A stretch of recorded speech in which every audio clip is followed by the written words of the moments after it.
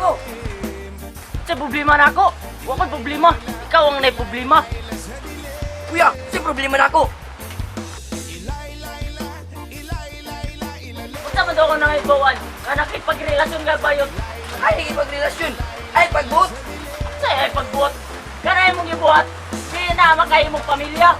Makiulaw ra po na sa itong pamilya. Unya. Ang maayo, nalipay ko. Ito yung bahay, nalipay ka. Oo, siyempre, nalipay ko. Ikaw, nalipay ka sa bayo. Ikaw, nalipay itong bahay nanay, kauban lain. Ang angkas sa motor, si Milong. Sa, pagkaro nga. Yes, mga igala, mao itong kumon nga problema karon. Si Daboy o kaniyang kuya. Si kuya nasubo sa iyang mangod kasi Daboy kaya nakipagrelasyon ako ng bayot. Pero guys, kami di bahala ang inyong ma-comment. Sulot lang na diya sa ubos sa comment lang ng mga igala. Again, para sa problema ni Daboy, ang ako lang masulti mga igala is as long as nag-enjoy ka sa imong karelasyon kung kinsa man na, regardless of gender, wala na siya problema para sa kuha.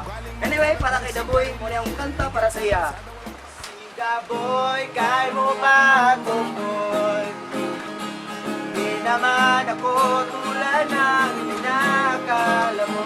Di naman ako guwapo, wala rin moto. Bari kayo ibigay pati ang puso ko. Pero wag mo na sana akong itaboy. Si Daboy kay Pakoy, Mubago boy, Mubago boy. Si Daboy kay Pakoy, Mubago boy, Mubago boy. Si Daboy kay Pakoy, Mubago boy, Mubago boy.